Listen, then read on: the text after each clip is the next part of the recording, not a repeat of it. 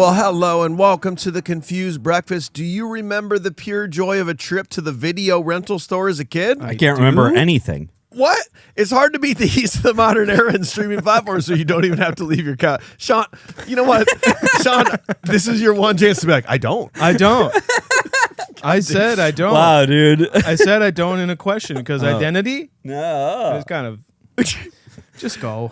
There was something truly special about heading to Blockbuster, browsing the aisles, picking out a movie by hand, and heading home in your vintage 1989 Mini Cooper Mayfair. On this podcast, we revisit and dissect some of our favorite childhood movies from that magical era to see if they move us the same way they did as kids. My name is Mike Schulte. Joining me, as always, two dudes who are malfunctioning $30 million weapons. Sean Pryor and AJ Venz, how the heck are you? How else do you think we got this podcast? Yeah, we're doing all right, I think. Yeah. A lot of people are like, man, they don't deserve that. And you're like, well, we don't. But we were trained to government weapons. So, like. What if you found out that you're actually a secret podcaster? Yeah. What would you do? Yep. It's a good point. It's a great question to ask. Yeah. It's a great perspective to have, you know, like, look, it's not that I want to be here. It's that I was trained to do it, and I'm just remembering how. And I know nothing else. I'm making business cards for myself, and I'm putting podcaster on there. And I don't know how to feel about Now, it. time out. Let me help you out. It's content creator. I don't know if I like that worse or... I hate the term content creator more than any term I've ever heard. It's the worst thing because, like, everybody who's like, I don't know how to get my stuff out there. Well, you should make videos about it. You should post pictures of it. It's like, I don't want to do that. I don't want to be a content creator. I want to be an artist. Can't the art just speak for itself? Well, boys, in case you forgot, we are tackling one of the most influential action thrillers of the 2000s. This movie kicked off a franchise that would redefine the spy genre for the next 2 decades. It made over $200 million worldwide, turning Matt Damon into a legit action star and helping inspire a grittier, more realistic style that even James Bond would later copy. It's also spawned 4 sequels and a spinoff, turning Jason Bourne into a household name. We're, of course, talking about the OG 2002's The Bourne Identity. Yeah. Well, dang it. Ladies and gentlemen, it's time for another nostalgic journey to the past with the Confused Breakfast. Sit back, relax, and enjoy wherever you are in the world. Take it away, boys. We will. And you know what we do here is we like to dissect movies with a modern eye, scene by scene, but we believe you got to talk about it nostalgically first. AJ, going to start with you. Tell us the first time you saw Bourne Identity and what your nostalgic rating was for it. I remember watching some of this movie, and I was like, oh, yeah, this is dope. Like the action scenes. Yep. Oh, I remember that. And then I was like, I don't think I've actually seen any of this movie. Are you kidding me? Didn't you pick this movie? I did pick this movie. Because you're like, I love this movie. I was like, oh, man, yeah, the Bourne Identity movies, these are awesome. I can't wait till we can do we got to get this one out of the way so we can do more of them. And then I'm like, oh, I haven't seen this at all. No shit. I have not seen it. That's... all right, then. I know. NA for AJ. Sean, what about you, man? I saw this in the theater. No way. Really? I went to the theater in 2002 and was dragged there probably by my mom and whoever the asshole she was dating at the time. Paul. Yeah, let's call him that. And I was like, oh, there's some cool action in this, but it's mostly like people behind computers doing paperwork and stuff, so it's not really for me. I'm going to give it a 4. A 4, geez. This was distinctly, this was like a Blockbuster rental for me. Okay. It's the DVD era at this point. It's college. It's, you're taking your girlfriend on a Friday night to go maybe grab a sixer. You with us? Yeah, man. And hit that Blockbuster in Iowa City. And I remember liking it and going, this is fun. But again, it was just a movie to me. The action genre is not necessarily my genre. It never really has been. So I mean, it's a 7. It is the definition of a movie to me the first time I saw it. Sick. Wow. So nostalgically, between me and Sean, we are a 5.5. Pretty low on the nostalgic list of any movie that we have done. It's All Alone, guys. All Alone at the 168th spot. Addams Family Values. was better nostalgically. Oh, yeah. However, this was better than Tremors nostalgically. And that's because Tremors was a little bit spooky. You know what I mean? I guess.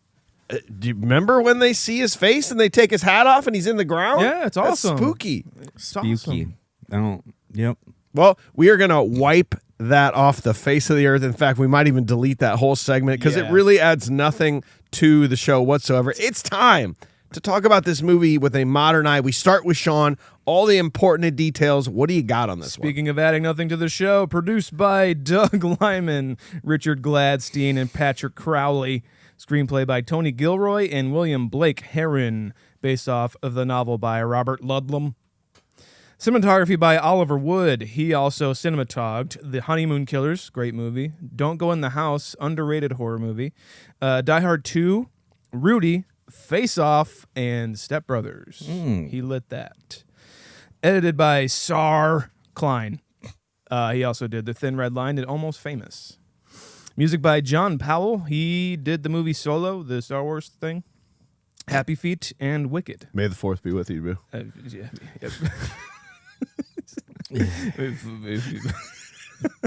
I believe is that a Rocky impersonation? No, I'm just pretty sure With that Star Wars? suzzing has begun at this point. So I'm ready to go, guys. Let's go. Directed by Doug Lyman. He did Swingers. Go. He's already Mike's favorite director. He also did a TV series called I Just Want My Pants Back. Also Mike's favorite. Yes. Edge of Tomorrow and the recent Roadhouse. This dude's fucking awesome. How did I not know about this guy? This is a great man. This movie has Matt Damon in it. Franca Potenta, Chris Cooper, Clive Owen, Brian Cox, Adewale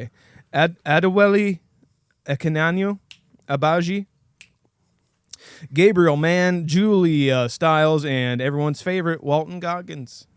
Not at this point. Oh, no one likes him now? No. At that time, everybody's like, who the fuck is Walton Goggins? I thought maybe everyone gave up on him. No, he won't already. last. There's no way he'll have a resurgence in his career. Fucking he doesn't hate even have a career. Love him. Got him. The process of adapting Ludlum's novel into a film began as early as 1981, with several studios and writers buying and working on the property. Eventually, the rights went to Warner Brothers, where they would develop the film and to be directed by Jack Clayton and starring Burt Reynolds. That would not come to fruition, and eventually the adaptation stalled and the rights reverted back to the original author. Once director Doug Lyman was making waves with his indie career and being a fan of the novel himself since high school, the project found new legs. With the rights to the film now at Universal, it was several years and several passes over the script from several different writers, including Tony Gilroy. Earlier versions of the script were more like Stallone over-the-top action films, but Gilroy focused in on the crux of the novel and the character study of Bourne himself. So wait, like Stallone over the top the movie or Stallone over the top movies? I knew once I wrote that, I was like, I'm going to put myself in a hole here. Yes. You've already buried yourself. Start digging your way out, asshole. Okay. William Blake Herron came on board to write more action scenes for the film. Okay. Climbing our way out. Yeah. Brad Pitt, Arnold Schwarzenegger, Russell Crowe, Sylvester Stallone, and Tom Cruise were all approached with the starring role until the part eventually went to Matt Damon. Time Out had the first Tom Cruise Mission Impossible already been out at this point? Yeah. Yes. So that's just like, let's just make him every guy, Yeah. every Yeah. cool spy guy. Yeah, our movie next week was going to have him in it too. Yeah. Wow. Like, think. let's make him Ethan Hunt, and we're gonna make him Reacher, even though he's Yeah. not the right casting at all. It's just like, yeah, we'll make him every super spy guy ever. Makes sense. Production was no walk in the park, as there were several delays, including producers quitting, Lyman and Damon demanding that most of Herron's rewrites be thrown out, and Lyman insisting they shoot on location in Paris. All of this and more, including fights, whether or not to have the farmhouse sequence. The farmhouse sequence in the movie at all caused the film to go over budget and over schedule, pushing the release date from September 2001 to June 2002. Lucky. Lyman was a hands-on director, meaning he would operate the camera most of the time to get the most out of the relationship for him with the story and the actors. The car chase scene was shot mostly second unit by director Alexander Witt, including most of the exterior shots. The shots inside the car of the actors, however, were directed by Lyman himself. The Bourne Identity was released on June 14th, 2002, and on a budget of $60 million. The film made $214 million at the box office and spawned a franchise. Thank you, Sean. We got to go to AJ. What I really want to know is, what did the critics and the fans have to say about this? Oh, I was just going to ask, actually. Yeah. Hopefully he prepared it. I don't think I did, guys. It doesn't start to come back to me. The knot's like everything else. I just found the rope and I did it. Same way I can read, I can write, I can add, subtract, I can make coffee, I can shuffle cards, I can set up a chessboard, I can read the tomato meter. Gross. Born to do this. That never goes away. Born. Damn it.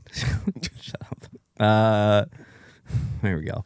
84% certified fresh. That's critics, right? That is critical.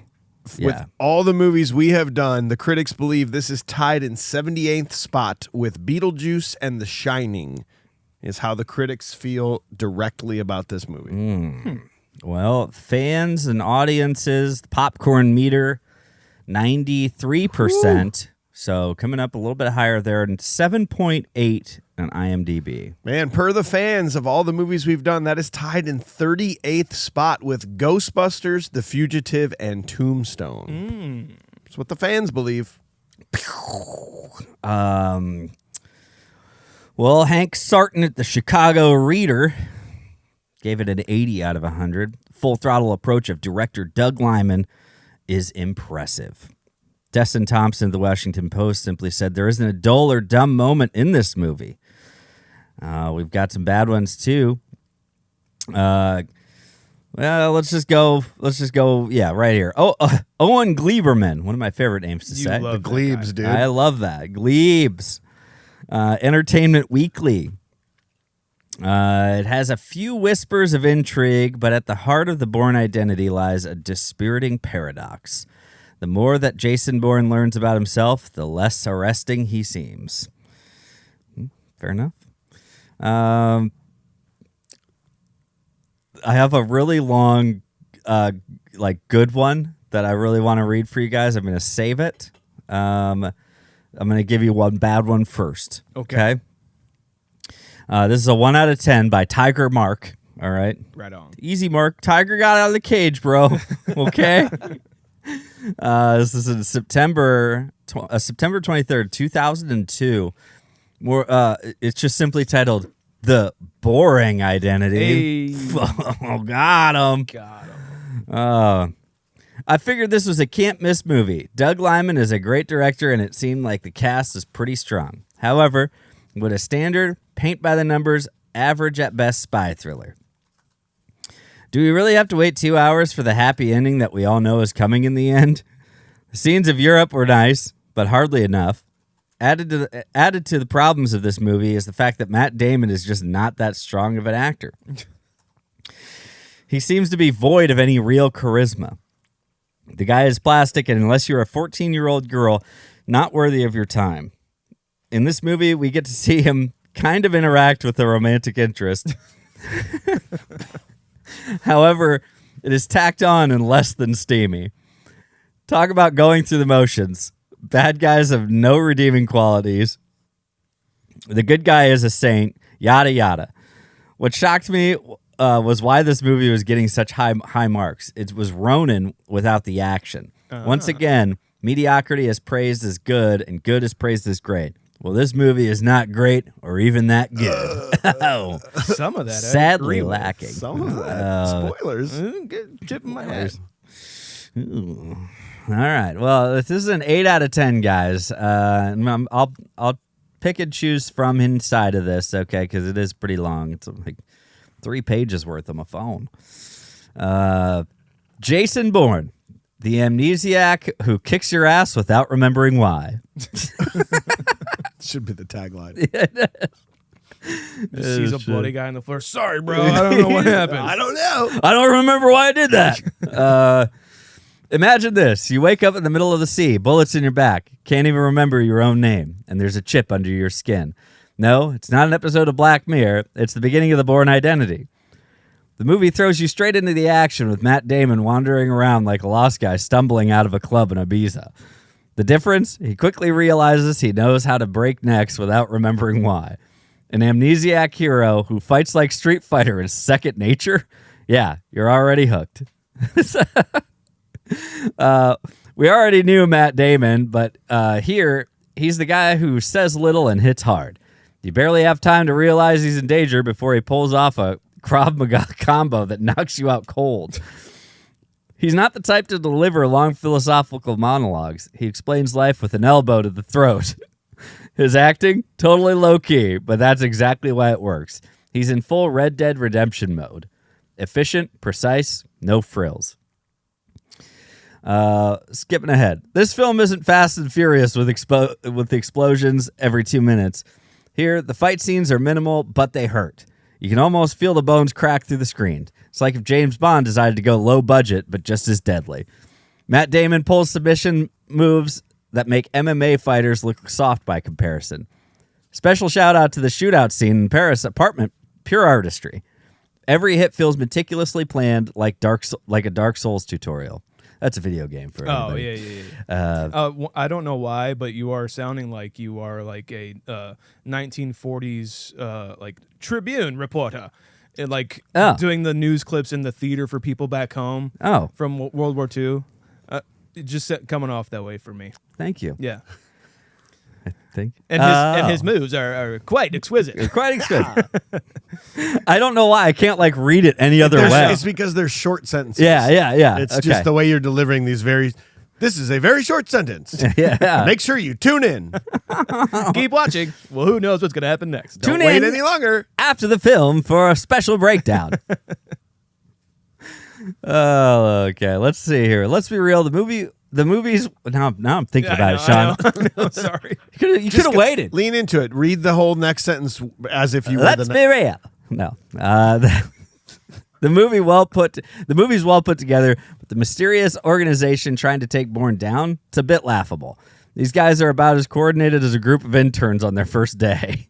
Luckily, you got Chris Cooper saving the day as the grumpy boss who seems to know everything, but always gets outsmarted by Matt Damon. In the end, we stick to the essentials.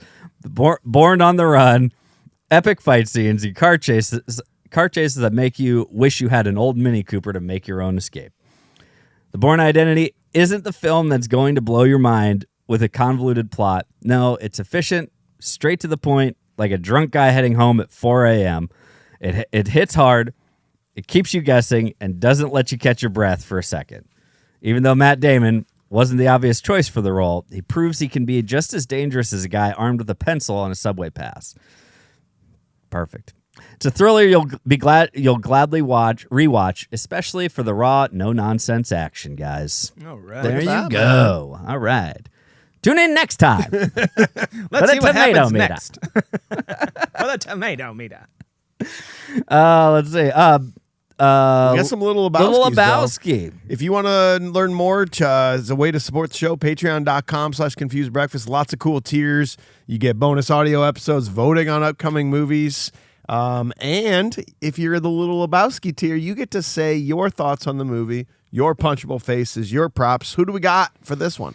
Okay, Scuba Steve. What up, dog? I remember seeing The Bourne Identity in theaters back in the day and having a blast. I'm a sucker for a good spy movie, and this one hits all the right notes for me.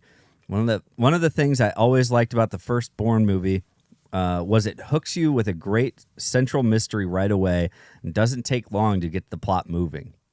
Car Chase in Paris is one of my absolute favorite car chases.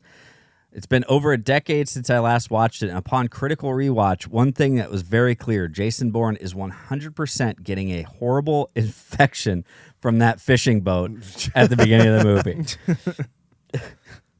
There's no way that doctor, quote unquote, sanitized anything. No. You're right. But still have a great time watching this one. It's a fun action spy movie. Though I think the best parts of the movie are before Bourne finds out who he is. There are some confusies in here, too. Save that. We'll bring it up. One? Yeah, okay, save all that stuff. All right, sounds good. He says nostalgic 8.5 is what he's saying. Yeah. It's nostalgic 8.5. Do you want to give us modern day later or now? Give it up now. 7.7 So he today. came down, Sean. So there we are. Well, warning. if you're listening to this, you are now officially being tracked. Your name is flagged, your location is logged, and your boring civilian life has been left behind. You have no memory of the chores you were supposed to do, the job you were supposed to suffer through, or the errands you were supposed to run today. All you know is instinct, and that instinct told you to seek out three dudes dissecting an early 2000s spy thriller for internet clout. Yeah. You should have stayed hidden. You should have blended in. But instead, you chose to wake up, outrun the CIA, and dive headfirst into the Confused Breakfast podcast. You've been activated. Let's break it down scene by scene. Here we go. That's me. Scene 1. In the Mediterranean Sea, fishermen rescue an American man with 2 gunshot wounds and no memory of who he is. A laser embedded in his hip points him to a safe deposit box in Zurich, where he finds multiple passports, cash, and a handgun. He chooses the name on his American passport, Jason Bourne. Unknowingly, his movements alert Operation Treadstone, a CIA Black Ops program which activates assassins to eliminate him. Right on, man. This boat scene is kind of crazy because like as soon as like he gets on the boat, the doctor is just picking at him like a science project and like a frog in like science class, you know? Like he's just like, ugh. I just gotta say, yeah, it's like him cutting into that wetsuit kind of like right away. It was like it made me uncomfortable right away. yeah. But then the other thing that made me uncomfortable was like, it's like, yeah, I know we just got this guy out of the sea and stuff, and he's got, looks like he got shot.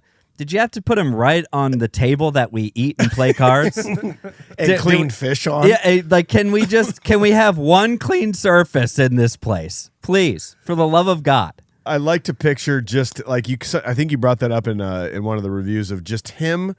Like, it's kind of annoying, right? You're a fisherman. You're very blue collar. You're going on these long journeys. You're not sleeping much. I've watched Deadliest Catch. I know how it goes. Yep. And then you got this guy that's like, I can't do it. I just don't know who I am. I can tie the nuts and I don't know what's going on. And they're like, Jesus, dude, just get to. I don't even understand what you're saying because I don't understand English, but can you just pull the nets in? Can I just say that this movie may have been, now that you just said that, like this movie would have been a lot better had it starred Adam Sandler. What? I can't do What? it. I can't do it. No, it's what? I can do it really good. Yeah, really good. And I don't know why or how. I can't remember. I think that would be perfect. It would be so great to just watch him be like, oh. Shabadoo. Shabadoo. How long was he on this boat? I'll speak Paris talk. Sorry.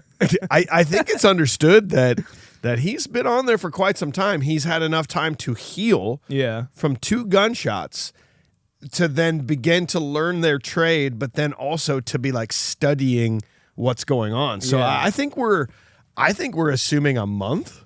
I think so. Enough to get to know these guys, especially the doctor.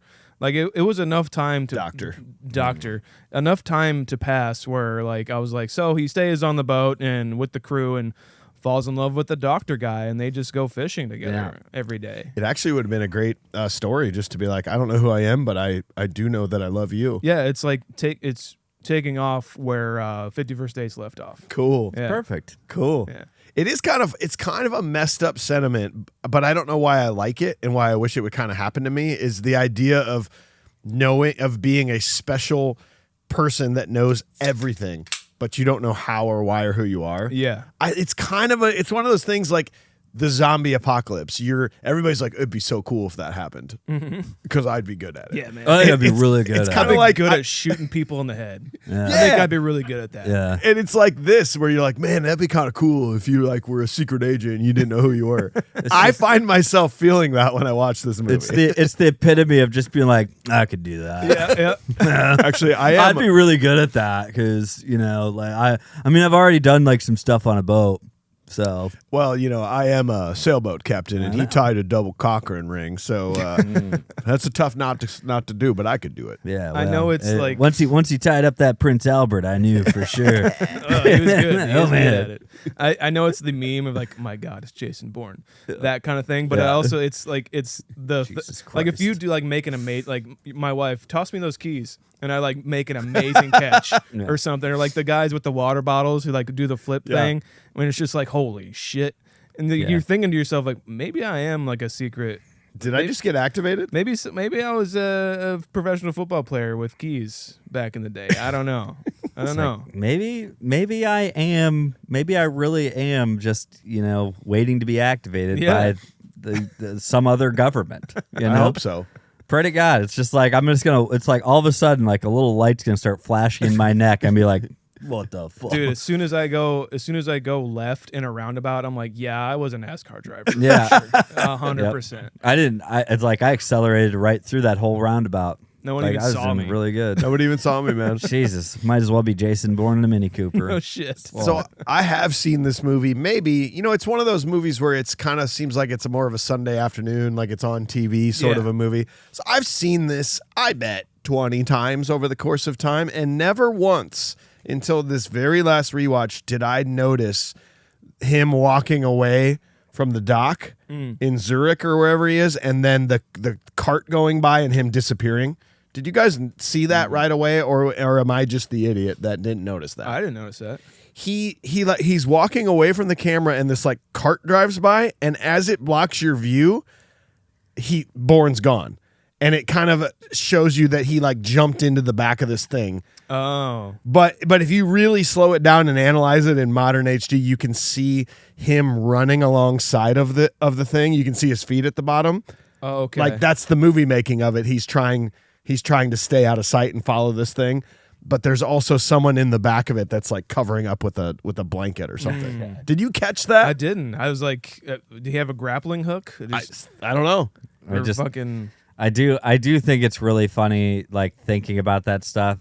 If he instinctually is like, well, somebody's watching me walk away, so like I need to disappear. And then it's like for him to just instinctively be like, man, I don't know where I'm gonna go.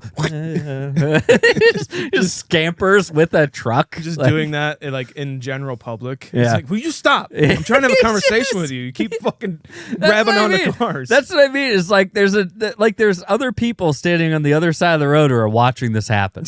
You know what I mean? Yes. It's just like, what's that guy doing? To assume that in a busy plaza of 200 people that not one person saw you jump. Yeah. Not the guy driving it. The guy driving. What the fuck? Hey. He felt that. He's like, oh my God, not again. I'm so sorry. Did I hit you? He's like, no, actually, I was like trying to disappear. I'm like, okay, so you're insane. All right. It sucks. Actually, I can't understand what you're saying because I don't know English. So Damn it, another secret agent trying to get out of the way. It's like another fucking Tuesday. I think that's just Europe. I think there's just like 007s and fucking Jason Bourne's just everywhere in Europe. Everyone's talking with their cell phone like this. There's so many people with just like a makeshift like gunny sack on their shoulder, just like trying to, and a pea coat. I'm pretty sure that's just what Europe is. That's Europe, man. Especially Eastern Europe. It's where no name secret agents just go to be. They're in Zurich. Okay, it's like Austin, Marseille. Texas. If you're a comedian right now, like if you want to be a secret agent, you got to go to Zurich. You have to go to Zurich. It used to be London, but all the guys have started moving to Zurich now, so we're all going there too. I mean, it's getting a little saturated, but I'd rather be a fish in a big pond. You know, politics too. You got to keep that. I just need to get out of London. I know, man. It was just the rain was just wreaking havoc on my like attitude and my sinuses, so I just had to get out. And I go to love Zurich. it here. Zurich is amazing. Yeah. I love Zurich. I like that we can talk like this and everyone knows exactly what we're referring to. It reminds me of the Forrest Gump thing that we did a couple weeks ago. The shot of like following the car, but he's like yards up ahead of it. I want like it'd be cool if it did that, but he's like on top of the building, like scaling it. So shit. Like, how many times do people just look up in this city and there's just somebody like running across the fucking with a sniper case on their roofs shoulder in a suit and a sniper case, ditching gloves. Can I ask a legitimate question of you guys? Why is Brian Cox so perfect at this role? Like the the leader of the thing. Yeah, of like the the group. the U.S. senator who also runs this private like corporation project where he's like, I got all the best men working for me. I'm don't ask questions. They're gonna get it done. Why is he that guy? I don't know. He just is. Like I haven't seen Succession, but I imagine like he's also the best on there. You know, like even Zodiac for a small role that he's in. The X-Men, some of the X-Men movies, Yeah. like for Wolverine, he's like Wolverine's that's right. guy that like runs that program. It's just, I just love Brian Cox so much, but I think this is how I'll always remember him, as this type of a role. Yeah. This is how I think of Brian Cox. And being the best drunk actor. Well, yeah. Yeah. In a movie. In a In movie. the movie. I clearly said movie. That eliminates Jim Leahy. You forgot about Leahy. Oh my God. You dumb. I'm actually convinced that on social media that this is how it works, that people watch the video, don't have any original thoughts, but then they read the comments and go, oh, someone had that thought. I'm going to say that thought. I'm actually convinced that's how social media works. Well, it also only works like it's like, oh, this is an interesting video. I heard something I disagree with. I'm not going to finish it. I'm just going to spout off. That's what social media is. Yeah. Not finishing anything, just reading, getting a headline, and then just moving on. But no, Brian Cox, he kind of shines at the end for me, like in this kind of a role when he plays off this Treadstone thing. But right now, he feels like a different character, like almost like a completely different character from when from the end of the movie. Yeah, okay. He seems like he's almost slightly naive, like he's like Chris Cooper's character Conklin is kind of like in charge a little bit more. Conklin is running this. He is running. He's got everything. He knows everything about it. He's re-explaining it to Brian Cox's character. And Brian Cox feels like he's a little bit on the outside, not in the direct know-how all the time. And that's very interesting. And it feels like he's almost playing dumb at some points on purpose. Yeah. And I think that's really cool. It's just a fun dynamic change. Yeah. And to have Chris Cooper in this too is like we've talked about him before and stuff, but it's so everything that he does too. Like Brian Cox is that guy, but Chris Cooper is also like that guy, but for many other things. Yeah. Not that Brian Cox couldn't be, but that Chris Cooper is just like he can play the racist, bigoted asshole in American Beauty. Correct. And he can play this kind of evil-esque guy trying to cover up what's going on, Okay, but then I have a question though, because like we do humanize the goons in this place. Like we're meant to hate this operation because they're going after our main character. But like, what if Treadstone's actually legitimately like something the world needs? Guys, we're meant to believe they have these secret operatives that can engage and be activated and take out like a super high level leader or something like that. That could be used for wrong. But Wambosi, I tried to read a little bit more into him. They wanted him dead because they thought he was threatening to go public with information that could expose the CIA's Black Ops program. So, like, is Wambosi actually doing anything wrong, or is Treadstone actually doing anything wrong? Because if he knows CIA Black Ops secrets, and he exposes it, then this program's done, and maybe we can't use it for good in the world later. Like. I'd like to believe that actually Wambosi was a nightmare and they needed to get rid of him. Yeah, well, I think that it's. I think both sides could be true. That's the thing. I don't know how much we really get. We don't get much of like really who's the good guy or the bad guy in this whole scenario. We're just led to believe. The only narrative we have is that they're trying to get Jason Bourne, and Jason Bourne is our hero, our titular character. But Jason Bourne's probably he's a also, terrible person. But he's not a hero. Yeah. Again, he's not necessarily a hero. He's a killer. He is a trained professional $30 million government project killer. Yeah. Just like Clive Owen is in this, like to have zero feelings, all of your emotions basically sanded off the moment you get activated to do a job. And I apologize if the other movies dive into this because I can't really remember them or differentiate them. No. But yeah, like Jason Bourne could have just been the biggest piece of shit in the world, like some huge criminal guy that they're like, you're perfect, we'll wipe you, and you're the trained guy. But because it's Matt Damon and it is May of Damon, we need to love him and we need to root for him. But in reality, like, do we need to? And how many people has he killed? True, yeah. Jesus. Speaking of Matt Damon in this, the whole reason for this month, our Lord and Savior, he's on another level in this, I think, especially physically. But it's weird because even the movie we're doing next week, these 3 movies, Talented Mr. Ripley, Bourne Identity, and The Departed, he's playing a character who is having an identity crisis. Oh, wow. All 3 of them. It's a very which good is point. very, I was like thinking about it as we were covering these movies, and I'm like, wow, those are all very similar roles. And speaking of Matt Damon specifically in Bourne Identity, it's very physical in this. And I think I like that mostly about this movie is where, Matt Damon is in camera doing all these fight scenes. It's really cool. He is doing a lot of it. Even when we get to the point of him like scaling that building, he's like actually scaling that building. Like it's pretty demanding stuff that he's putting himself through. And like I understand why some people maybe didn't like the casting, but at the same time, I think that for the reasons that they don't like the casting, that's exactly why it works. Yeah. Because he is an unassuming, like, super spy. All of these super spies are very like, what? Yeah. You're just like, like Clive they can Owen blend in. They can go anywhere and just be Yeah. like, oh, that's just a normal guy. And these are the moments where I wish there was a little bit more of like I want to see like a recap of how there's like potentially like another spy on his tail to some degree, like in the background of shots, Spy versus spy. spy versus spy style. Like basically just like, I want to see that.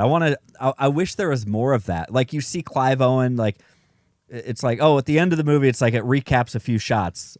And it's like you see Clive Owen in the background more often than than you've realized, right? That kind of a thing. That'd be cool. But I do like that. I feel like any other movie like this would have started off with us seeing Jason Bourne being the guy who he is and getting activated and going through the motions and getting on the yacht and getting ready to kill this guy, and then he gets shot. And we would have already known everything we knew about him, and then we're watching him figure it out. I like that this movie go back to the first time you saw it, you're like, oh, what? Why? How does he have these skills? Like, what is going on? Is he quite literally just drops you in? Yes, with him being dropped into this water, and we're gonna figure it out together with him. And I love that choice because I think any other movie would have let us know who he was from the start, and then he has his accident. Yeah, I think you're right. That's a really good point because I even watching it for the first time in a long time for this, I was like, I don't know, man. This isn't like my genre, I guess. And I watched it for the second time, and I'm like picking up little things here and there. And then your point right there makes me even like it a little bit more. It's a thought process spy thriller. Yeah, it really is. Like, there's a lot of thought that has to like be done in this. It's not going to be as just kind of follow along, just kind of go along for the ride. Like it really does ask a decent amount of its audience, I think, kind of right up front.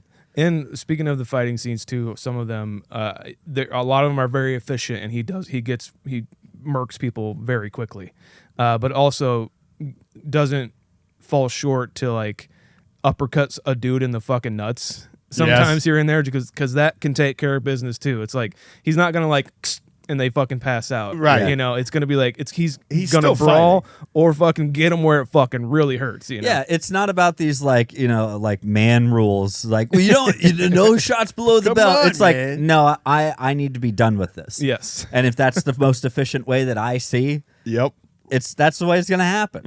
So shot to the nuts, taking out your kneecaps. I don't know, whatever. What do you want from me? I gotta go. So. Here we go. I gotta figure out who I am. Yeah, I gotta. Who am I? So scene 2 at the American consulate in Switzerland, Bourne barely escapes capture and convinces a German woman named Marie to drive him to Paris in exchange for $20,000. In Paris, he investigates an apartment tied to one of his aliases, only to be ambushed by an assassin. After Bourne kills the attacker, he realizes he's hunted and that Marie is now a target too. Meanwhile, the CIA scrambles to cover up a botched assassination attempt of African dictator Wambosi, an operation Bourne was involved in but failed to compete. To silence Wambosi, another assassin kills him under Treadstone's orders. This is when the movie gets pretty exciting for me. Mm-hmm. I like it. I like the setup, but when he gets to that consulate in Switzerland, like and open, I mean, imagine that he's there. He's like, oh fuck, I guess I'll put my hand on there, and they're like, welcome, and they give him this box, and he opens it up, and it's got all these passports and guns and money, Cachet full of fun stuff. Yeah, dude. I mean, like, in fact, if that happened nowadays, it would just be cell phones. It'd just be like iPhones is all it would be. But it's just cool. It's just a cool way for us to see, like, this guy's just like, what the fuck is going on? Uncovering himself bit by bit, and like this cachet full of stuff is like, oh shit, I'm something. Yeah. I've been here before, and this is my stuff. Yeah. It's like, well, this isn't normal. To have just like thousands of dollars in different currencies, probably. Yep. And, 6 different passports, all with my face on them. Yeah. And also there's some guns. So, yeah, that's Put them in my bag, and let's get out of here. I'm not a fisherman.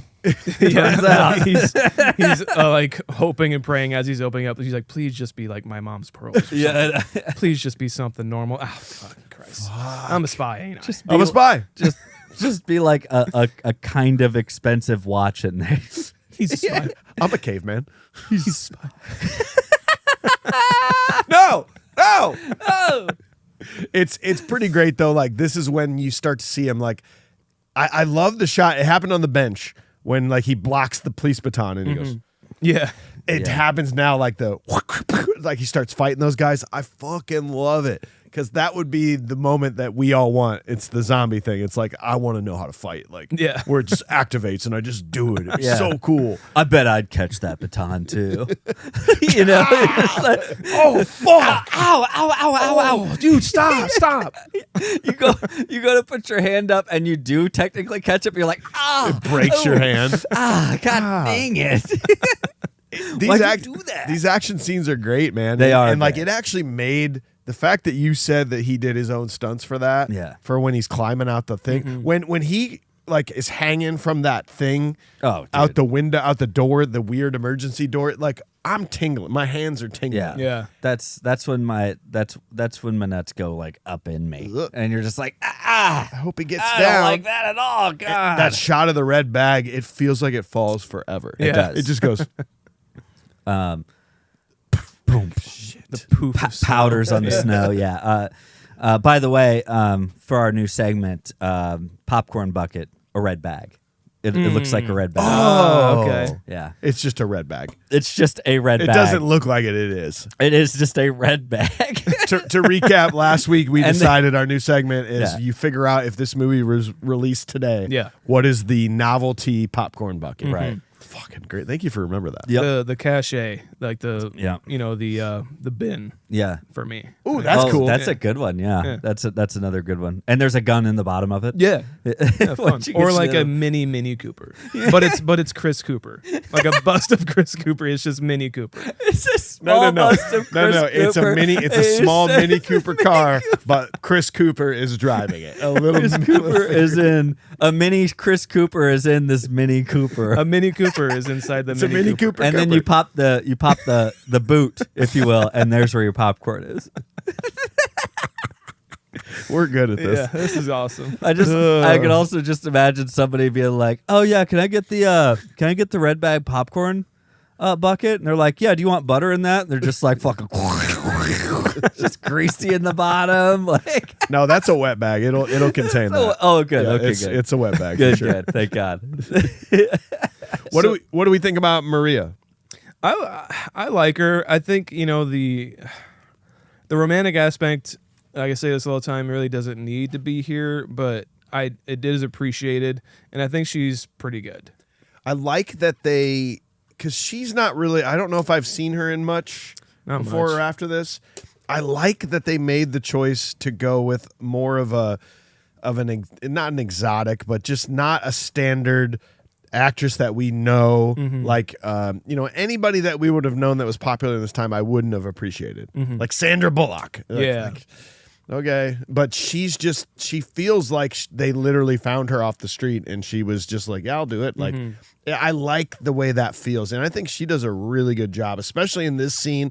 She's yelling at the consulate and like just kind of gets involved with him. He finds her. He's like, I'll give you 20 grand. She's like, okay, Sick. Let's fucking go, man. It's another point too. Like with her, I don't dislike her at all. I think the actress Franca Potente, Good. she is. I think she's great. Yeah. I hate the character. Okay. I hate the character. It's like what's the redeeming quality of this character? Can you give me anything? And it's not even like she's used for exposition either, which like a movie like this would probably do. Oh, you're right. Because what is the there point is no exposition because he has no idea. Yeah. So he's not like explaining to her like what he is. No, she's the one who keeps fucking talking. Yeah. I actually love that when he just goes, fuck it. Like he really wants to tell somebody so bad, and his idea of just like, all right, fuck it. I'll tell you what's going on. Yeah. When he's like, no, really, if you want to keep talking, please. I'm like, I'm gonna try that on my wife. No, keep I'm talking. sure she'll really like that. No, do not do that, man. They'd Let's be keep like, talking what do you for a fucking long mean? time. Keep talking. You don't think she'll like that? No, I don't think You she'll should like go it. for that, huh? No, really, keep going. It's pretty awesome when Chris Cooper delivers the line where he's like, they're like, yeah, so she was, we don't know much about her. She lived here for a little bit, had this. I don't like her. Yeah. It's fucking great. We don't know much about her, then I don't like her. And I don't want to know her. Kill her. That's it. That's what Chris Cooper's good for. I love you talking about how the character really doesn't like, you don't like the character. I love your idea of that, because if you're a random person, let's say you're a random girl and you pick up this guy, this American that tells you that he woke up and he had this piece that he pulled out of his hip that has a bank account in it, that he has multiple passports, that he can tell you exactly how many exits are going on. He can tell you the license plates number, that the waitress is left-handed, and that he can't remember anything about him, who he is, but he has all this money and wants to give it to you. She falls in love immediately at that point, and you should run away from this person. Gold diggers, man. Gold diggers. I'm leaving. It's true, though. Like, it's 100% You get out of this true. situation. Yeah, this isn't a good scenario, and it's like, maybe you go along with it because the guy offered you 20 grand to just get out of Dodge. That's basically it. You got your money. You could have cut that off at any point. But instead you're just like, no, I want to go along for this ride. Well, and then she I'm starts getting buckling up. creepy. She starts asking like if he has any family waiting. We're like, do you have any family? Like a wife, maybe? No. I thought I told you I don't remember anything. Okay. And then they go to that safe house, and you know what she's doing? She's looking in all the closets to see if there's any female clothes in there. Was that what it is? That's exactly what she's doing. She's snooping. She, like when I go into houses and my buyer's like, hey, why do you think they're selling? If you got this kind of big family house and there's no women's clothes there, wife has moved out and this is a divorce.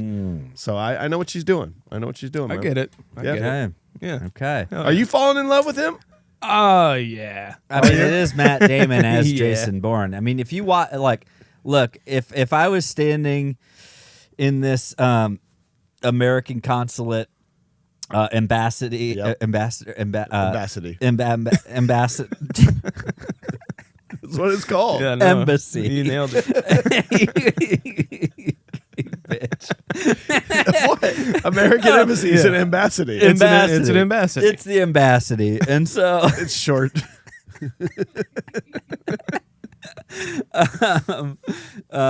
it's fucking thing. And if you're a I person who watched runs him it, do you're an ambassador. Yeah, you're an ambassador. Yeah. And I literally, like, if I saw Jason Bourne or just this guy with a red bag who just like murks all these dudes, I'd be like, I'm kind of turned on too. So I get it. He also wants to give me 20 grand. 20 grand, man. 20 grand, man. And I get to keep the bag. Yeah, and I get to keep the bag. Yeah. So one of these is the dude and one is Walter. Yeah. So that's basically what we've got Like here. they don't need each other, but they need each other. In a Mini Cooper. In a Mini Cooper. The whites. This is when, though, you get, like, I think Scuba Steve wanted to mention this. He wants to give a confusing nominee for this best entrance and exit in a scene. He wants to nominate this other secret agent that busts through the glass, blindly blasting a machine gun at complete random, and ends by running straight through a window and flipping over a balcony railing. Yeah. This is weird, man, because, like, first of all, it's a hell of a jump scare. I don't know if you guys were like fucking. I was like, yeah, because it felt weird. It was awkward that she's like, what? I knew it was coming because it's like it's clipped a lot and just like shows that I watch. But the version I was watching, when it got loud, it was really fucking loud, and when it was really quiet, it was really fucking quiet. So I was just like, yeah, the guy's gonna come through the window though, and it's like, I'm like, fuck. My dogs ran out and ran away. Like, fuck. It's just like I don't know. Scout, my dog, he doesn't really get like jumped by movies or anything, but like this is enough for me to be like, all right, that was kind of too loud. is for him to be like, he'll just be laying there and he's just like, that's how you know it's too loud. And he kind of looks at me a little bit. He's like, you gonna turn that down, bro? He's just annoyed. He's like, would you turn it down? Does Scout sigh a lot? Because my dog's like, that'll happen. Like, I'm trying to get my 17th hour of sleep today, and you're ruining it. He's like, this is ridiculous. Okay. I literally slave all day doing nothing, and you're gonna come in here. I protect. Turn house. on a movie While you're gone, I protect house. I protect house. I'm doing my job. Right? You're here. I don't need to protect house. Okay. That's why I sleep. Okay. So, I'm clocked out right now. Yeah. If we were on a train to go punch a face, I'm on board. That's what I'm talking about. This bleach blonde secret agent is my punchable face because of just how fucking exactly like Scuba Steve said. He's just busting. Like, why do you have to bust through the window? It's fair. Yeah. How do you know they're there? And then you're shooting, and the way he fights, I don't like it. He's just It's very stuntman. Do you feel that way? Like it's probably just a stuntman, but it felt like, he was maybe even Matt Damon's stuntman, and like they just include him in the movie. I agree with you, but like what makes me spaz. What makes me not want to punch him is almost even want to punch Jason because of all the moves this guy knows. He big pens the motherfucker like none other. Mm-hmm. But also that's probably like the most painful. Can you imagine thing that I could ever like, especially defensive wounds for a fucking big pen. Mm-hmm. God damn, that would hurt. Yep. Yeah, it wouldn't be fun at all. I mean, he John Wicks the guy. Yeah. John Bix. He John Bix him. Yes. Are we on fire? Are we doing really good? Yeah, I'm going to go ahead and nominate this for a Confusey for being our best episode. Okay. Gonna throw it out there. We can get a Confusey ourselves. I'm eyeing the belt for you at this moment, Sean. And I'm just like, it hasn't happened in a while. I'm It's like, just a little too far away for everybody at this I'm point. gonna let this one go and see how you do. Without the table, it's not like really in reach. I'd have to really get up. You gotta really have to go. I'm You gonna gotta have to do unplug that. your headphones, Exactly. move your mic away. I'm gonna have to do like the foot hook and just like pull it to me. But Yeah, this guy's being punchable, and it's just weird to me. He feels out of place. So you're looking at Jason Bourne. He seems like a reasonable guy who has skills. Clive Owen's character is just like a normal guy. Yeah. Who like they don't feel like they're gonna kill themselves if the mission goes wrong, but this guy's just gonna kill himself because the mission went wrong. Yeah, Yeah. so he What a he quitter. self-destructs like a message for Yeah. fucking Mission Impossible. Treadstone. Yeah. It just feels out really- of place. This guy does. You're kind of right. Yeah, I didn't really think about that. That's what he was doing. Right. He was just like, well, I better kill myself. Fuck, I can't do it. Oh, dang it. I can't kill him. He's a new guy. The way he fights, he feels like he's a brand new activated guy, and he just forgot that part of the handbook. That's like, no, listen, you don't have. Oh fuck, he just killed himself. geez. God damn, we can reprogram you. It'll be fine. We It's can like fix you. it's like he thought that he could respawn. Yeah. I'll just restart at the last checkpoint. It's all- Fuck! I got 5 lives left. It's all good. I will say this. My punchable face though is Conklin's number 2. Okay. The secondary guy who's like, Not Walton Goggins. yeah, not Walton Goggins. Oh, you mean It's like the secondary- 22-year-old kid? Yeah, that guy. That's like, how did you score this position Yeah. being 22 years old? How did you get this job? Sucking dick. Yeah. Probably, right? That guy's name is. I actually wrote that Probably. down. I don't even care. It was there somewhere. Now I don't care. Yeah. Oh, his name is Gabriel Mann. His plays the character Danny Zorn. He was 30 years old in real life when he made this movie. I'm not buying it. I'm not buying that guy as being a part of this organization. We think you could pass as 45. Yeah. no. Put him in a suit. That'll make him look older. Yeah. Yeah. He's What do my we- punchable. What do we think? Well, Scuba Steve had a punchable. Okay. He said he would punch Jason for giving Marie that horrible haircut that he gives here. Yeah. That's a good point. That's a really good point. Yep. Yeah. It's like, well, we need you to blend in. Well, that's not how you do it because everybody's looking at you Oh, now. but by the way, I don't have to change appearances. No. You're the only one that needs to change your Yes. appearance. Yes. Yes. Explain that to me. Can anyone please explain that He's to like, me? I already look like every other white guy. Yeah. So Listen, you're hot. We need to make Yeah. you not hot. You're yeah. hot and you have little red streaks in your hair. People are going to see that right away. Dead giveaway. People really want to look at you. We need to make sure that they look at you for the wrong reasons. You need to look a little more London and less Zurich. Okay.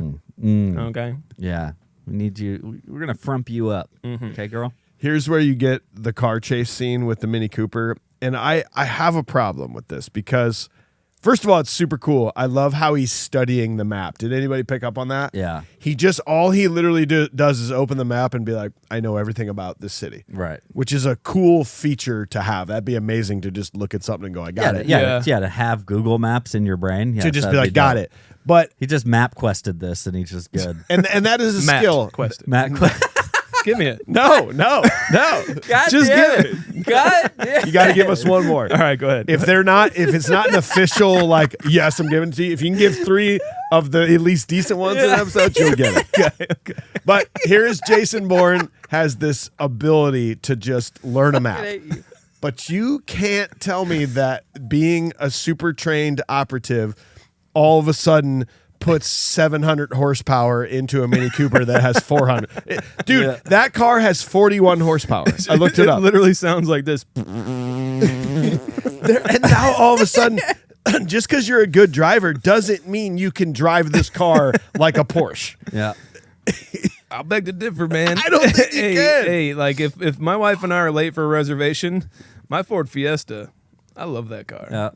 Okay, I'm just my little saying. 4-speed Ford Fiesta gets me there. You know- have more than 41 horsepower. That's true. This car has 41 horsepower, Yeah, guys. yeah. This is he's I guess being a super spy does also make you a professional mechanic. It's like you're the one who maintains. Well, yeah, it's my car. It's like, well, the tires felt a little splashy on the way over here. It's like, splashy. What the fuck does that mean? It doesn't mean anything to anybody. It's a technical term. Yeah, It's you wouldn't technical. understand. You'd have to be a spy. Splashy. Sorry. Fuck off. So is this the greatest like action scene of the movie for the most part? This is really good. Probably the best action scene. I think the best scene is still later, but yeah, it's solid, man. Like it's like I won't compare it to like the French Connection or anything, but it's or like Italian Job, but it's like that with these little cars and like these little tiny alleys. Yeah. It's very exciting. It's very European. Yeah, it's a great addition to that European car chase world that we get from these types of movies. You know, because you're gonna get them. It's either this or it's in like fucking Zimbabwe on a dirt bike. Yeah. You know what I mean? Right. Like that kind of a thing. Yeah. And like they're all really super exciting. And a fruit cart is going to get destroyed. But I'm looking forward to it. In the script, they're like, we got two choices: fruit cart or guys taking a pane of glass across the alley. Like, which one do you want to do? Let me throw a ringer in there, guys. Okay, a woman with a baby cart, but it's actually full of cans. Full of cans. Yeah. She's recycling. Yes, Got it. She's not a mother. Okay. She could never. So she's more Was Mother that Speed? Nature than Yes. Mother. Yeah, good. Yeah. So, yeah. Okay. Yeah, that's where we go with all of these. And then I feel like in this, they could have done all of those tropes at any point. Yeah, that's a good point, and they didn't. Yeah, exactly. They very They much really could have. Right. Driving that little car down the steps, though, was probably my favorite. That's 'Cause cool. they filmed that. That was awesome. Oh, Yeah. It looks like it almost didn't work out. Fun fact: those were the Joker steps. Oh, okay. Yeah. That's where they came up with it. They're like, just move like the car in Bourne Identity. Yeah. And Joaquin was like, got it. He's like, I know exactly what you're Like talking he read about. a map. And Listen, just had I'll it. do it under one condition: we can do a second one where Lady Gaga's in it and we sing. They're like, sure. Done. Well, didn't realize that was going to come to fruition when we agreed to it, but here we are. Fuck. So, I need my wife to remind me of the ideas that I agree to at 12 a.m. Yeah. Fuck. Okay. Yeah. There there should be a sticky note reminder for every conversation that happens in Yes. those hours. Yes. So, yeah, I know. Well, scene 3, while piecing together his past, Bourne figures out he was assigned to assassinate Wombosi, but abandoned the mission after seeing Wombosi's children on the yacht. Injured during his escape, Bourne lost his memory. Needing to stay off the grid, Bourne and Marie seek refuge at a countryside home owned by Marie's friend Eamon. However, the CIA tracks them down and sends another assassin, the Professor, who Bourne kills after a brutal fight. Before dying, the Professor confirms their shared connection to Trentstone, pushing Bourne closer to the truth. So is this kind of the scene where he has we see a flashback anyway of him like potentially trying to kill Wombosi?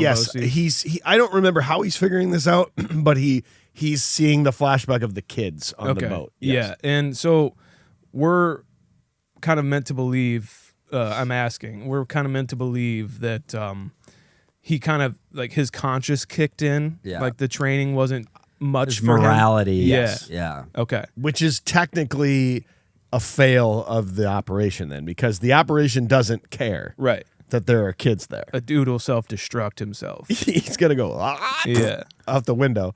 Like, who cares if there's kids on this yacht? So that maybe the training is even if your morals or your conscience kicks in, like once that happens, you have to like self-destruct or something. I think the training's just like, no, it can't kick in. That's part of it, because they need Wombosi dead. Yeah. Okay. You know what I mean? Yeah, it makes more sense. Because they It's just like Winter need him dead. Soldier idea here. Okay. You know what I mean? I feel like is what it's supposed to be. Okay. It's like Winter Soldier. Like they say the fancy words or whatever happens, and then you're turned into super soldier, super spy, and like because you can see it in this flashback or one of the flashbacks. Like he has zero emotion on his face that he's about to do this. Right. You know what I mean? But then he sees the kids, and then he has this like flicker, and so Right. it's like it short fuses, and I guess that's it. Yeah. You know? No, I think that's a good way to describe it. Yeah. Yeah, I think so too. And I like that. I like that this is the outlier, and that's why we have our movie. Yeah. Is like his conscience. This one does have a conscience, but he also forgot who the fuck he is. Mm-hmm. Yeah. This might be my favorite section of the movie, because I forgot it happened, and then I was kind of mad that it was happening, but then they fucked around and changed it, where they're trying to get into like the hotel to get like the reservation records Yeah. from when he stayed there. And I love how he takes the time to teach her, like, okay, so you're gonna go in and you're gonna do this, and then it starts this voiceover while she's walking in there. I'm like, fuck, really? Like a voiceover? Yeah. And then he's like, oh no, and you're supposed to answer the phone. I asked him for it, I and they just made me a asked. photocopy. It's just a They good made bit. me- They Copy. wasted all this time when all they literally had to do was just send a hot woman in to Yeah. just like, can I have that? And they're like, yeah, sure. It's like, you know what? Check your privilege, okay? Leave leave it. I was like, oh, look at me. I'm a hot girl going in. I could get whatever I want, you know? He sounds like he's kind of like, they just gave it to you? You know, exactly. What was he even planning on doing? Was he planning on some like super Mission Impossible heist? Yeah. To like, It he sounds needed like to it. know all the distances and how many registers and where are the cameras at. She's like, yeah, I just got it. If the cashiers are married or not, just because I'm gonna be hanging out at this internet cafe and I'll wait for you to fax them over. You know, like that kind of a thing. It's just like, what's gonna happen here? he's mansplaining spying to her. It's just, okay, since you're dumb and a girl, this is what's got. It happens twice. This scene happens. Then he's this thing where he's like, so I'm Kane, but I'm Bourne, but I'm Kane, and I'm definitely Kane. I'm definitely Bourne. She's like, yeah, I know. I was just in there and they said Kane's dead. They told you that? It's like, yeah, I'm a hot girl. Remember? I just asked questions. Well, he seemed like he was pretty friendly, so I just asked him. It's like, exactly. That's exactly what you get to do. You God, have to show your boobs because, like, how else was he going to talk to you? I don't get it. it's crazy. This is crazy. It's crazy, man. When they do bang, it is kind of hot. Where like because he's touching her and like doing the hair thing, and if people touch my hair, I'm like, oh, you know. And but it'd be funny. I was thinking, I'm just like, if she's like making the moves and like starts like kissing his neck and like starts to kiss his lips, he's like, my training, it's not kicking in. he can't fuck. He's like, here we go. I don't know how to do this. Fuck. Come on, come on, out. Why won't it get up? Because at this point, he's like, I'm good at everything. I don't even have to think about it. But he's like, oh, but I don't know how to do this. He's like, all right, back in the saddle, just like making coffee. Well, where does it go? What do I do here? Show me. Pretend I'm a dumb woman. Show me. Show me. It's like his dick can't get born. There's something there. I was trying to get it. You're getting Keep going. Keep working for it, man. Well, I'll think about it. Let's do a little bit. Let you go. Do you think that Marie had a past relationship with Iman then, or is she strictly friends with this guy? It's a good question. I was thinking that too. It seems like they're. I don't know if he's like a. It seems like he was like a. In Mr. Ripley, the guy, the opera guy, who he ends up with at the end. Peter Smith Kingsley. Yeah, he seems like he was like a artist or like he was something like that. He just felt that way to me. Okay. Yeah, maybe. And those definitely aren't her kids, but yeah, maybe they had a relationship or like her brother or cousin or something. Because she asks, he asks her questions that are very much in the sense of like they had a relationship. Because doesn't he kind of want to know about like, yeah, who's he's this like, guy? well, does he treat you good? Like, what's he do? And, it's like, are you doing better now? Does he have all these? I guess I wouldn't ask. I wouldn't ask a friend those questions. I would ask an ex those questions. You ask an ex that like, yeah, it probably didn't end well, but maybe, yeah, you're right. Like, well, I don't want you. I don't wish ill will on you or something like that. But also, you can see my wife left me, so we need a mother figure in this house. Just saying. If it's not working out, look at where I live. Yeah, So. this is beautiful. Beautiful. You have to drive across a stream to get here. I'm so sorry about that. I'm so sorry. I'm so sorry about I've been meaning to get that taken care There of. are times a year where you actually can't cross it. Yeah. I'm waiting till spring to forage and cut down the lumber and build it myself. Shirtless. Yeah. Oh, of course. Yes. No problem. Whatever. He's just Jude Law in the holiday. He basically is, except he lives in like a vineyard. What do we? So I think this is the best scene in the movie. He's got a cow in the back. You Sorry, mean when he's there and he realizes what's going on? This is really fucking awesome. First of all, what do we think of Clive Owen? Well, did you read? Apparently, he had prominent billing in this movie. Really? They when they were advertising this, he was like Clive Owen. It makes sense. Well, of course. Like Clive Owen's he's great. Yes. But the Fucking fact love Clive Owen. of how much like he's actually not in this movie Right. is He's kind of shocking. 3 minutes of screen time broken up throughout the film. He doesn't talk until an hour and 25 minutes in the film, and that is his last scene. His character's real name is never even revealed. Yeah. The credits only list him as the professor. When Owen was describing his part, he remarked, "I basically put on a pair of glasses and posed to the camera." Like that's all they did. They're just like, wear these glasses and just. And did you see how weird it was? What a weird choice from either Clive or the director. 2 different times you see the professor earlier in the movie like getting activated, and both times he's holding his flip phone sideways. Was that one of those like No. what they call them, sketches or No. Sidekicks. Yes. No, because they show his phone later. They actually show it up close on his phone, and it's not. It is a normal vertical flip phone. But both times he's like, I read sideways. I read sideways as part of my training. Just a weird, He's just a like, weird I title. read it Matrix kill style. shotting his phone. Like, Got it.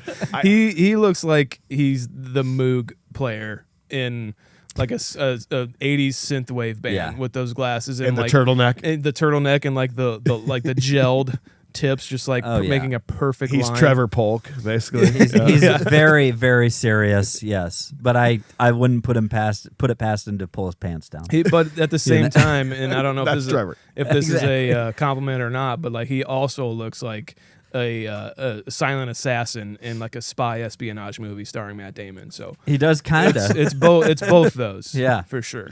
I mean, it's the setting is right. You know, this European Euro synth pop assassin. I get it.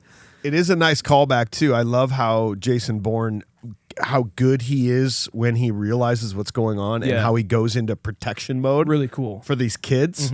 That's a little callback maybe to the yacht of something changes in him when there's kids involved. Sure. But that whole moment of like, you guys need to go to the basement right now. What have you done? So cool. Like, fuck. But he's like, no, nothing will happen to you guys.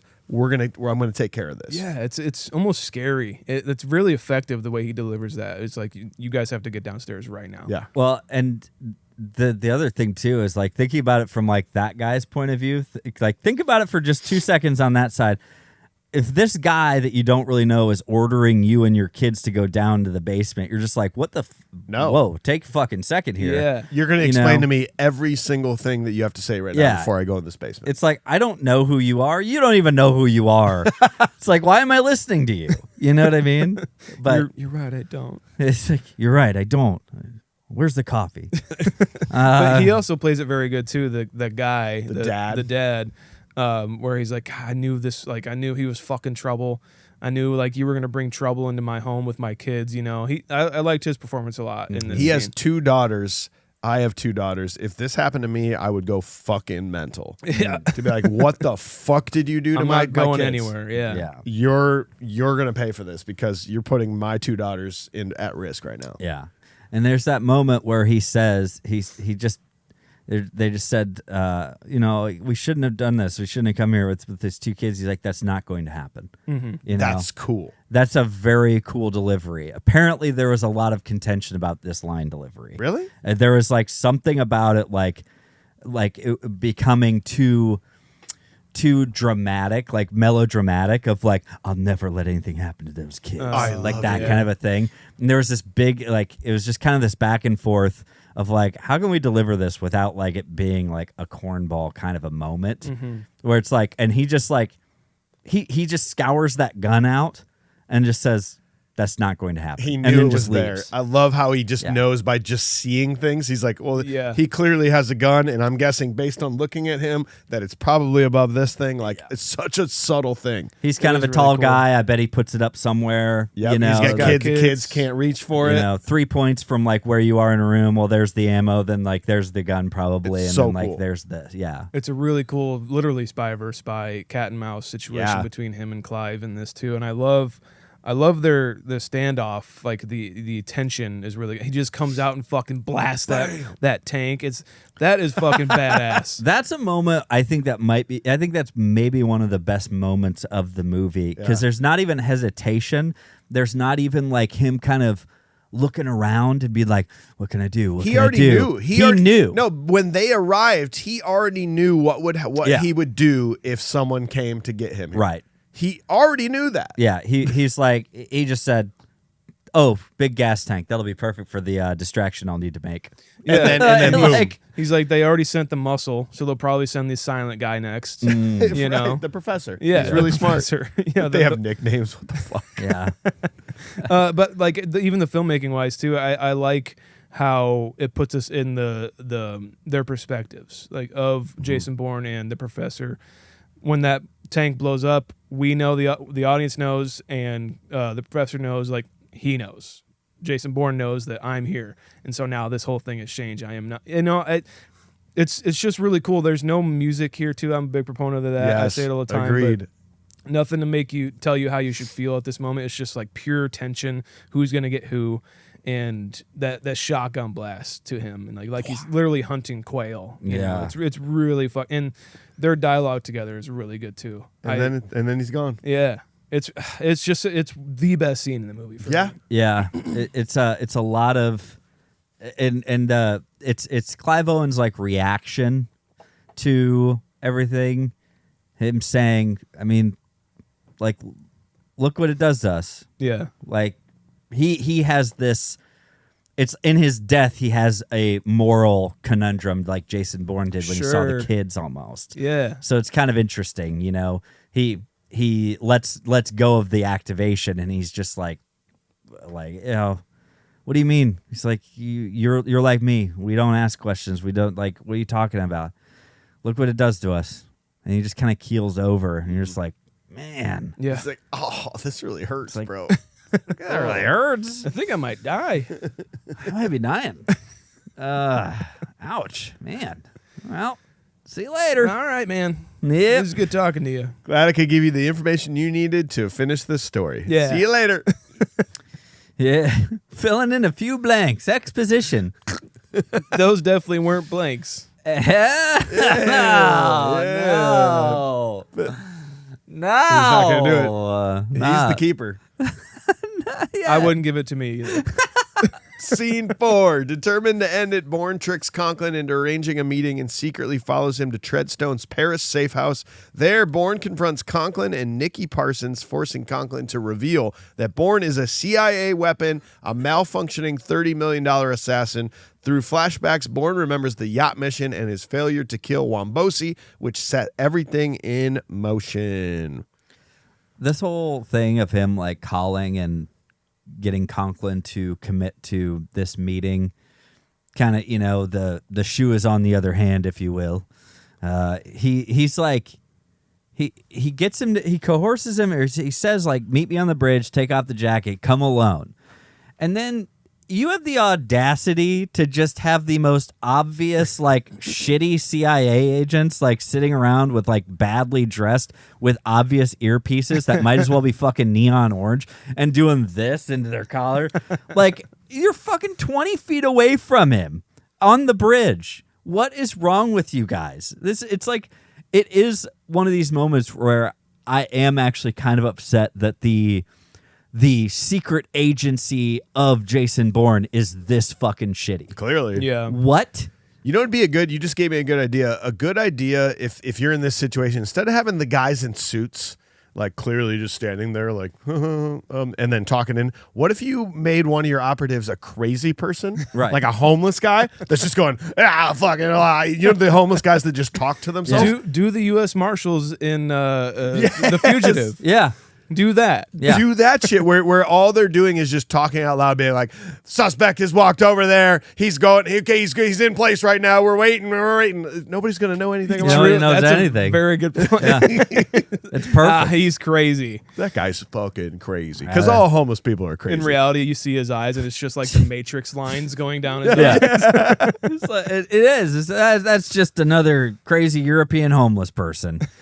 It's like, yeah, well, their homeless issue isn't actually that bad over there. So joke's on Then you. you just keep a permanent So, microphone on, and whatever that homeless guy's saying, Yeah. the van is picking up, and you're good to go. Now, don't mind the crazy selling tchotchkes off the blanket and on the bridge. Exactly. looking like the obvious crazy mental guy is actually crazy and mental. Yep. Yeah. Yeah. Boom. Yeah, it's a good trick. It's a Yeah, I good like trick. it. It's not bad. It's pretty great. I do want to, since it is May of Damon, why is Matt Damon just such a great fit for this? Because the other guys, And actually, all the guys in this movie are not believable to me. They're, like we said, they're all just regular old Joes. But for some reason, Damon sells it for me. I know he did a lot of training. He went through hundreds of hours of gun training so he'd look comfortable holding a weapon. He trained in the Filipino martial art of Kali for the movie. Kali involves using the aggressor's energy against him and conserving your own energy. You can tell he goes from being like, Matt Damon, like, I don't buy him in this, to I fully believe that Matt Damon is Jason Bourne by the end of this movie. It's just great casting. Yeah. Because sometimes even watching him, it's like, God, Matt Damon, like clean-shaven Matt Damon as a spy badass guy. I don't know if I buy it, but that's perfect though. Then he does because something. He doesn't know if he buys it until he fucking does it. You know, it's really good. I did a 180 on it on my second. Yeah. It is a proper hidden casting of that. It is 100%. I think you just said that the right way. I don't know if I believe this because it doesn't even seem like he even believes it until it activates again. And that's the whole point of the Jason Bourne story. Definitely. You know? So did you hear a little bit about what Doug Liman wanted to do for the visual aspects of this movie? Like, I'd like to know what your overall thoughts on it. He wanted the camera operators to be a little late moving the camera to add like an edge to the photography of it. So he did not let them watch rehearsal. So he would not let the cameraman get in there, and then that way they wouldn't know which character was speaking next, or which character was moving next. So the camera was always kind of like, wait, what?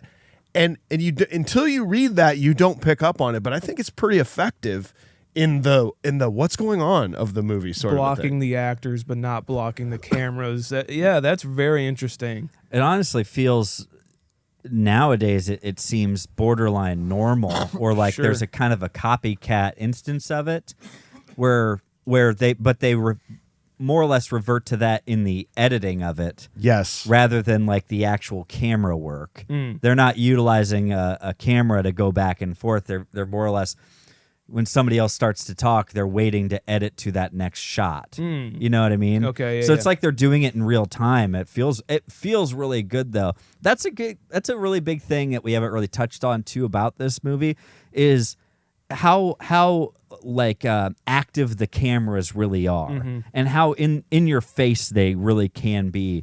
It feels very run and gun. You know what I mean? Yeah. And I think that adds to that gritty nature that everybody kind of keeps talking about. Because this really it's one of those things that's kind of tough to grasp now 23 years later, that this was kind of not revolutionary, but it was doing some different things. You know, the James Bond movies weren't doing this at this point, not at all. And it wasn't until Daniel Craig took over that they started doing something very similar. It's a good point. Very similar vibe. I'm sure I even will say they felt a little stiff, the James Bond movies, compared to this. Now they feel very stiff, and like even I'm thinking like of like John Woo or something even like. He's very active. Those are very active movies, but they still don't feel quite like this. Yeah. You know, there's something very personal in the way that they shoot this movie too. Yeah, that makes me appreciate it a lot more. I'm glad you brought that up. I never really even realized that. That's really cool. He even had a couple further pointers. Like, they spent a lot of time in the writing room of just discussing how to make it believable. Like, even the one thing that really stood out to me was that he wanted to show how nonchalant Bourne was with his abilities, where like, he finds his way down the side of that building, which is an insane feat, but never once does he turn back and look up. Most people would go, "Wow, I made it down there." Yeah. He never reflects on it. He just keeps moving forward. Yeah. You know, any one of us would do that, and we'd be like, I need a fucking beer. Holy shit. Nobody's around to see that. Okay. All right. Well, I guess I'll. Did anybody? Could I get the security camera footage of that? Nobody saw that, huh? Dude, that was sick as shit. Like, if somebody saw me just fucking if something fell off the counter and I like kicked it up and caught it, it's like I'm a fucking superhero. I just got activated, dude. Fuck. Okay. Well, Sean Bourne. Rather than just like.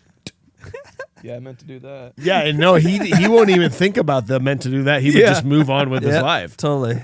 Because that's just what happens every day. It is normal for him to just do abnormal shit. Yeah. And it's just, and that's another really good point of just like even James Bond like adjusts his collar a little bit, of course. or his buttons. He's just like, yeah, whatever kind of shit. It's like he just doesn't care. Yeah. He doesn't even pull his pants back up.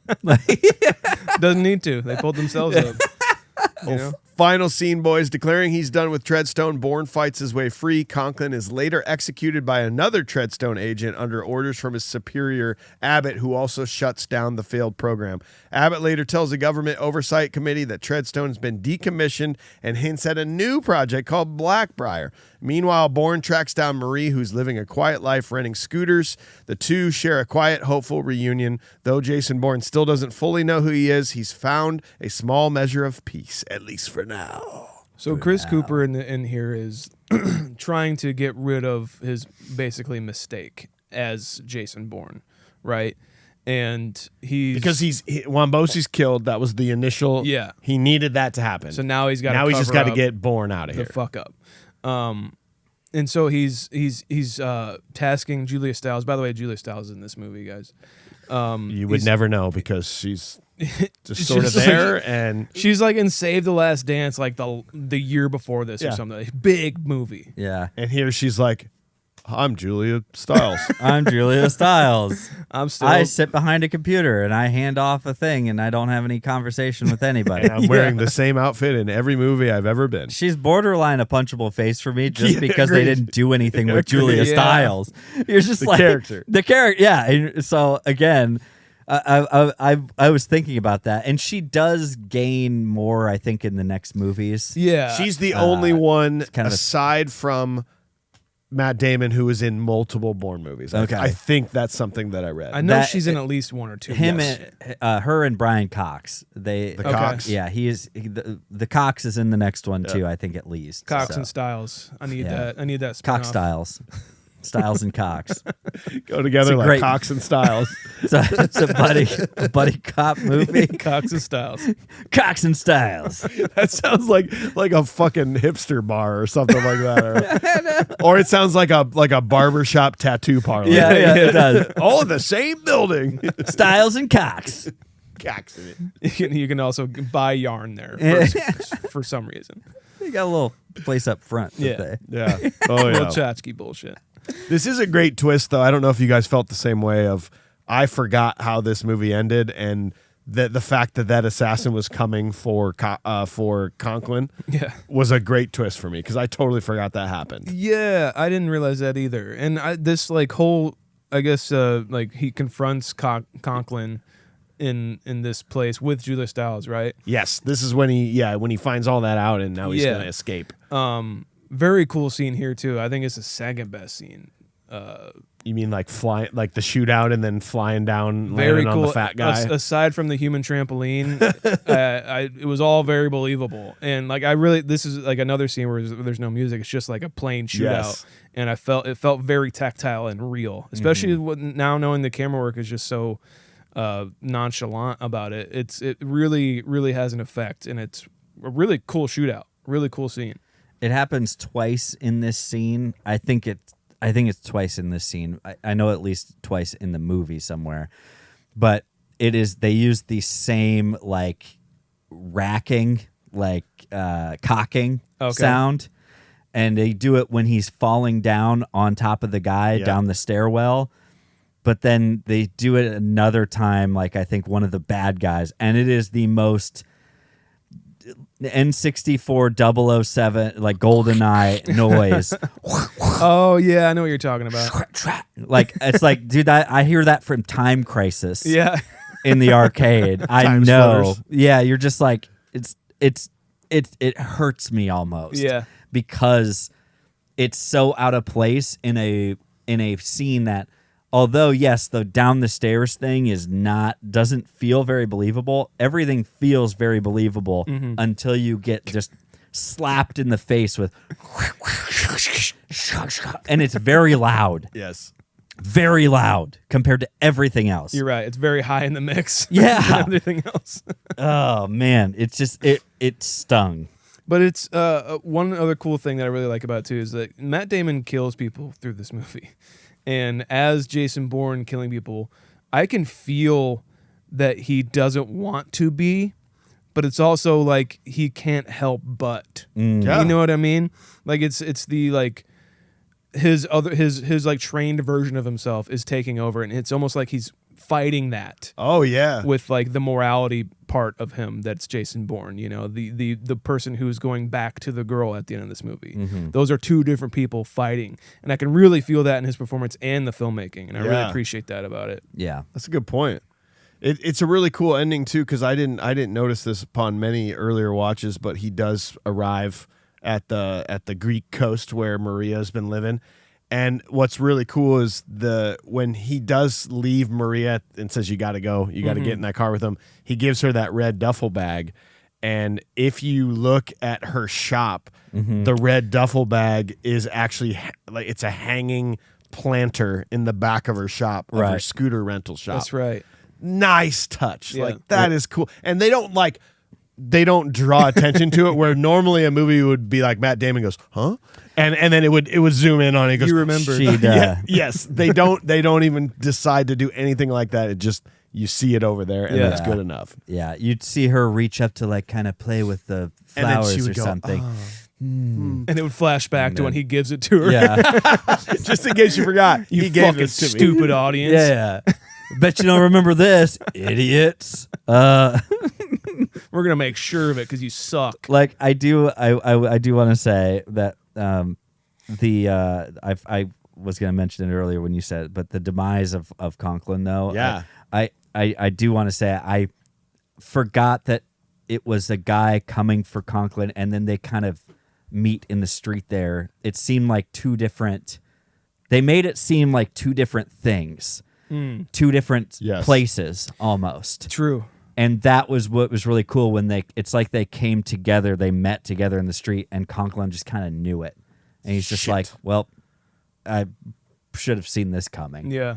Kind of an idea. And I thought that was a really kind of cool demise, even though, again, Conklin isn't really somebody that I hate in this movie. Yeah. I don't hate Brian Cox either. Like, I'm just like, what's the enemy in this movie? I kind of hate Brian Cox. Do you really? Yeah, I kind of hate his character because, and it's the ending that when he's like, no big deal, we got it taken care of. Anyway. yeah, because he's like, well, Treadstone, it turned out it was actually a training exercise that we were going to continue on and see if it could come up to be something that we would do a little bit more of. But unfortunately, it just didn't work out, and the papers got shuffled around, clerical errors, and It's like that guy that just keeps doing different multi-level marketing schemes. Yes. He's like, no. Listen, World Ventures, that was just something I did. It's not a big deal, but this is the one we've been working for. The one that sounds man. exactly like the last one you did? Yeah, you same thing, different name. Oh, okay.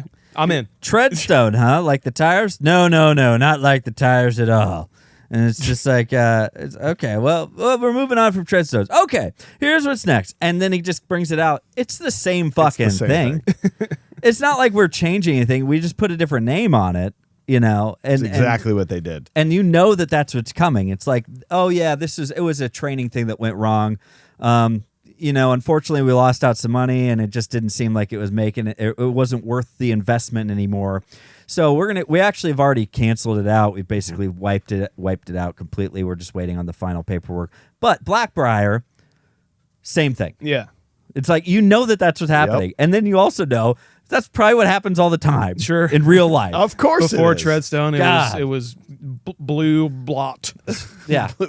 Sorry. It was before that. It was Goodyear. Yeah. And then it was Michelin. Michelin. Yeah, fuck. And what did I tell you? Listen, Pirelli. I am prophetic in my sayings that I forget what episode this was, that you could not make a movie in the early 2000s without a Moby song. Okay, you're and right. the fucking movie ends with a Moby song.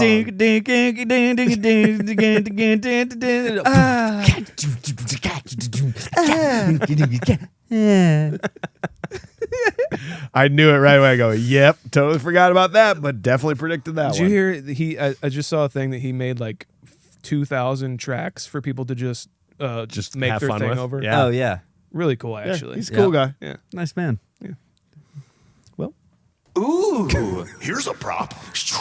You want Scuba Moby? Steve, I want Moby. Scuba Steve wants the red bag, and also fun fact about the red bag: he can't have it, Scuba Steve, because it is now owned by Adam Savage of MythBusters. It contains all the props that Jason put on the desk. No he shit. must have found it and bought it from somebody. So He literally did our fantasy. he on did the our show. fantasy, yes. So you can't have it. I'm sorry, but What a bitch. I'll take one of the passports. I would love to have one of his passports from the thing, preferably the John Michael Caine. I want Michael Caine. I want the like the lockbox that he pulls out with all the stuff in it, but inside I just want the soundbite of the cock, the gun cock. Cool. You open it up.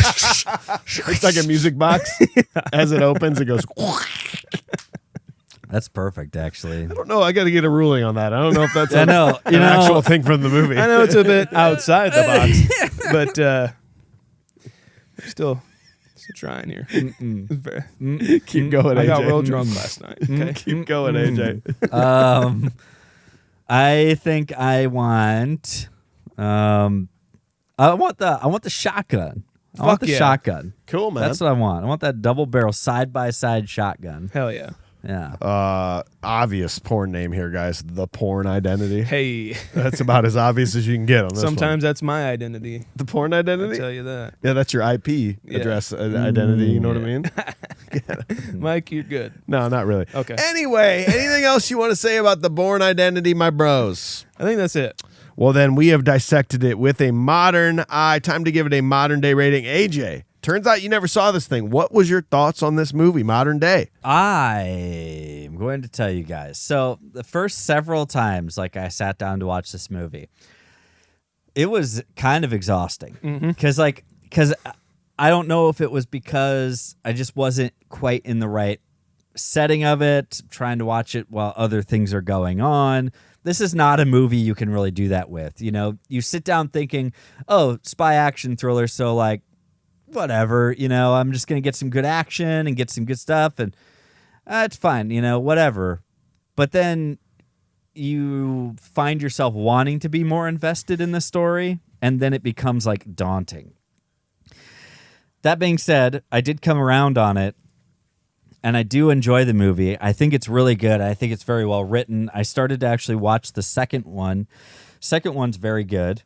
I believe they get better as they go, think right? That's how it feels anyway. I haven't revisited any of the sequels in a long time. The third one is probably I think must be the one that I remember the most of. Okay. And I do think that they actually I think Bourne Supremacy is the second one. I think that one maybe dips a little bit, but then the third one actually shoots right back up. Ultimatum's the highest rated, and yes, that's the third one. that's the third That is one. an 8.0 on IMDb, Wow, so okay. they're pretty high on that one. Yeah. So I think that's where I kind of stem from, though. And I do really like this. And then, like I say, learning about kind of and realizing probably how much influence this had in that early 2000s era of like, you know, get rid of the static cameras and get and off the tracks, you know, and get some handheld cameras and get them in the in your face and make it, you know, add some frayed edges to this, you know, and to a spy thriller that by all intents and purposes should feel really neat and clean and Stale almost. stale. So I think that gives it a lot, and I think that I do enjoy it.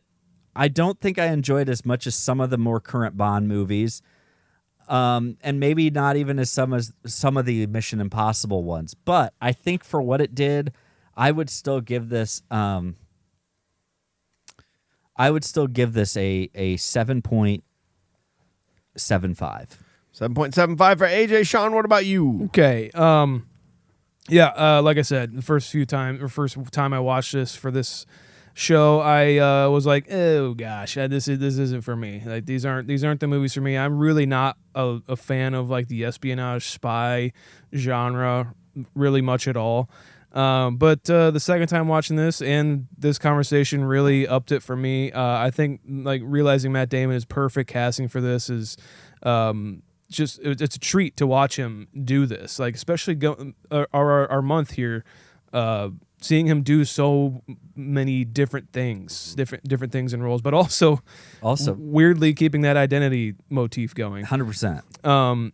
Yeah, I think the filmmaking is fucking awesome, and I love seeing Clive Owen. Julia Stiles is in this movie. This is not quite a Gone in 60 Seconds, which is at a 7.4, but it is definitely a little bit more of a national treasure, which is a 7.3 to me. Okay. 7.3. I'm gonna split your difference there. I'm gonna be a 7.4 on this. It's a fun, like, lazy Sunday watch for me, where you don't necessarily have to watch it from start to finish, which I think does hurt the movie from an overall movie standpoint, but from just a fun factor, it's pretty great. Matt Damon is the perfect choice for this.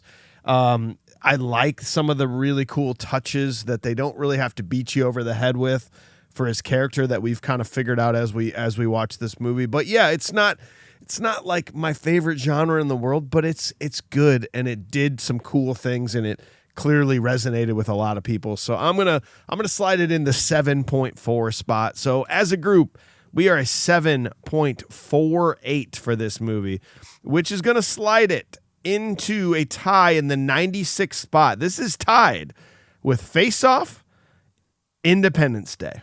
Perfect. Don't you think that is fucking perfect? I think we nailed that.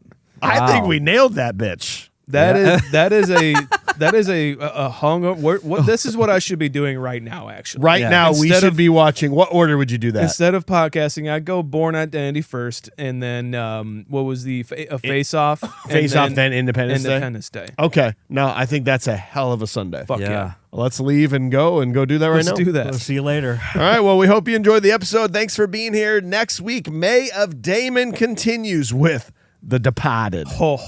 Followed by a movie that will finally break us out of these serious blockbuster movies we've been in. We're going to be talking about Euro Trip, which is Matt Damon's greatest role of all time. It might be. And if you're new to the podcast, go back this time last year. Dirty Dancing. We were in the middle of May of Sway. Uncaged. Uncaged, exactly. Yes. And it was good. So please check that out. Thanks to Brian for being here. He is part of Upload Media Group. Learn more about uploadmediagroup.com. And check out our network, cloud10.fm. Check out our sponsors. Check out Patreon. Check out my face on YouTube. Look at you. Like and subscribe. Don't. Smash that like button. Don't fucking do it. Thanks again for listening, guys. We really appreciate it. Make sure you're checking us out on YouTube here in the studio, hanging out with us live and in person in the studs. Check us out on social media. Search for Confused Breakfast at Confused Breakfast anywhere on social media. And please leave us a review. 5 stars on any platform that you're listening on. Write us a comment on Spotify or an Apple Podcast. Write us a review. We love to read them. Go to confusedbreakfast.com as well to see the merch that we have. You can see the shirts. We have new shirts up there. It's awesome. I believe it. You can go to confusedbreakfast.com as well to see the ratings of the movies that we have covered. You can see AJ's ratings. You can see Mike's ratings. And you can see my ratings and the show's ratings overall. Goodbye. I love you. Thanks to Brian on the controls here at Upload Media Group. Learn more at uploadmediagroup.com. And learn more about our network, Cloud10, at cloud10.fm. We love you so much. Go on to the next video.